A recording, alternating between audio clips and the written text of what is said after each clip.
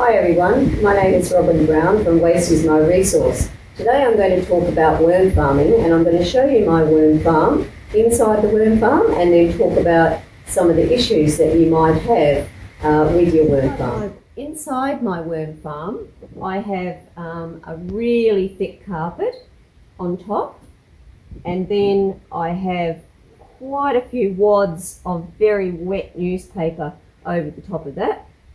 So it's a really good insulation for the worms, and they've got plenty of emergency food should I run short of food.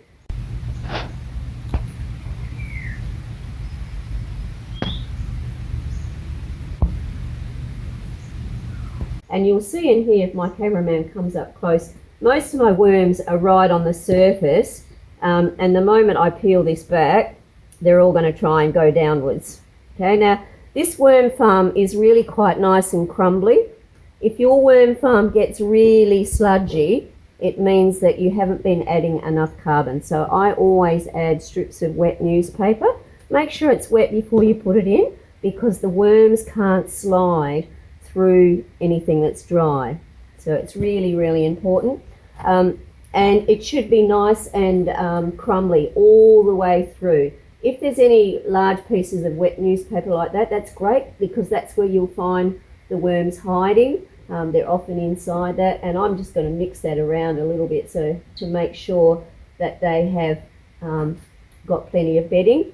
To know if your worm farm is really healthy, apart from the fact that it should be crumbly like this with a good mix of carbon and nitrogen, you should always have a mixture of large full-scale worms and tiny baby worms. So there should be a mixture of different size worms in there to show that they're breeding. Now we're going into winter. This is May, and it's starting to cool down. So it means that the breeding is not so intense, and you won't see quite as many worms. However, you still should see little baby worms and a range of different size of worms in your worm farm. Now, this is the first layer, and I will keep adding food to this until it gets to the very top.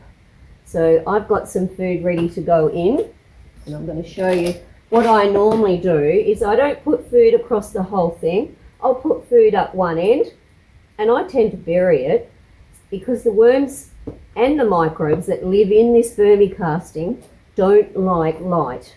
Now, I've got a mixture there of fruit and veg. I don't cut up too much. You can see there the rough sizes: banana skins, bits of apple, bit of choco, bits of herbs that were left over, and then I'll cover that up. Now, if after a couple of days, if there is still food there when you come in to have a look at your worm farm, don't give them any more. That's your indication of when to feed. If at this time of the year they are starting to, as I said, shut down their breeding, so they're not eating quite as much. If you overfeed them, you'll start to see a bit of mold growing, and you don't want that to happen. So what you should do then at that point is perhaps scoop some of that mold off and put it into a compost bin, or bury it, because the good microbes in the soil will get rid of that. But just use unused, uneaten food as an indication that the worms aren't eating much. And then we put that back on. Now, there's two things that go wrong with worm farms. It's either too dry or too wet. If it's too wet, you need to add more carbon, more newspaper, wet newspaper. Strips of it is perfect into your worm farm. If it's too dry, you might have ants running up there. You need to add some water to it. It should be cold to feel. It should never feel like you can squeeze water out of it. That's too wet, but it should feel cold. You can put a moisture meter into it and check on your moisture, or you can just use your feel. But this is very, very wet, cold newspaper over the top. That's good insulation, and I've got my carpet, and you always find little worms in there as well, and over the top of that. And then I'm going to put my lid back on. Now I wanted to draw attention to the bottom layer, because many people have a tap on the front of theirs. One of the things that happens often for a worm farm is the worms drown because someone forgets to turn the tap on. It's a good idea to just pull the tap out completely, and if there's any water, and there shouldn't be, a good worm farm should barely have anything coming out of it. Then it can run freely. Otherwise, inside the bottom layer, which I'm just going to show you, your worms could be drowning. So in that bottom layer, what will happen is some of the worm castings will go through. Now you can use all of those worm castings.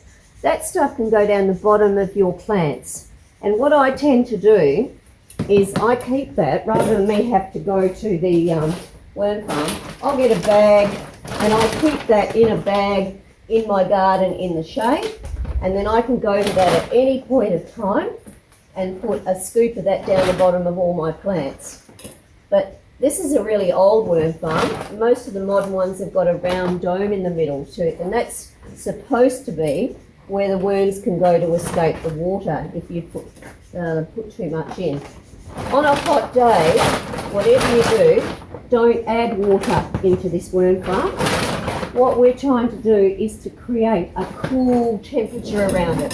So these worms prefer to be in an environment that's only 24 to 28 degrees, and that's really hard to achieve in Perth.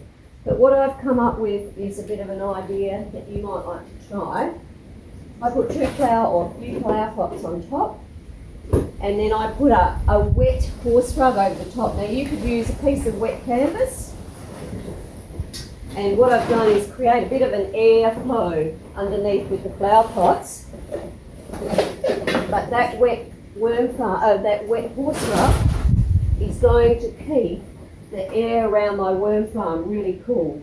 And I have to, very pleased to say that I had 2 of these go through our terrible first summer, no problems at all. So I would wet this horse rug down a couple of times a day. There'd be no extra water in that worm farm at all, no extra juice come out at all, but what was happening is the air goes across the horse rug and keeps it cool. The other thing you can do, of course, is put a frozen water bottle inside the worm farm, so there's no water getting out, because that heats up otherwise, and that will keep the worm farm nice and cool. And that should help you through, and you shouldn't have too many problems. I'd like to show you now how to separate worm castings, because it is this material in here, the bedding and all of the excreta from the worms, which is the valuable stuff for your garden. It's not really this leachate that comes out the bottom. We don't get much of that in a good working worm farm, but it's using these castings in your garden that is where you get your real value. Of course, you want to be able to separate. Oops, I've got to dig in the part that doesn't have the food in it, so we'll go up the other end. You've got to be able to separate all your beautiful worms from all of this bedding. So I'm going to show you how to do it. It's really easy. If you've got kids, they love to help do this. So literally you just dig out when you've got enough castings and you want to use them. You dig them out as much as you think you need. You put them onto a tarp and try and do it in full sun, because the worms hate light. So the first thing they're going to do is to burrow, and they'll go right to the bottom. And give them a couple of minutes in here, and we've got the light's not that bright here, so we'll wait for them to try and scramble down into there. And then what you do is you just go around the outside, because they're going into the middle all the time. And you go around the outside of your pile, making sure that you haven't got any babies or any big worms. And see, I've got one there, so I throw him back onto the top, and he's going to dig down in a moment. And I keep going like that all the way around. And in the end, I'll get that nice big scoop of what some of us call is black gold. That is what I'm going to put in the base, about 2 spoonfuls in the base of every seedling. That's the worm castings. That's got microbes in it, as well as all of the enzymes that the earthworms exude. And that's what makes your flowers and vegetables really grow, not the stuff that's in the leachate. The leachate will help, but there's so much basic plant material in there, whereas this is the one that's got all of the incredible nutrition that the worms are responsible for. So don't waste it, make sure you use it. You can keep it again in a bag like this one in a shaded area, and don't close it off because these are air-loving creatures, so you need to leave the top open, and you can go and get it whenever you're planting out rather than have to go through that process that I've just showed you. And thanks for watching.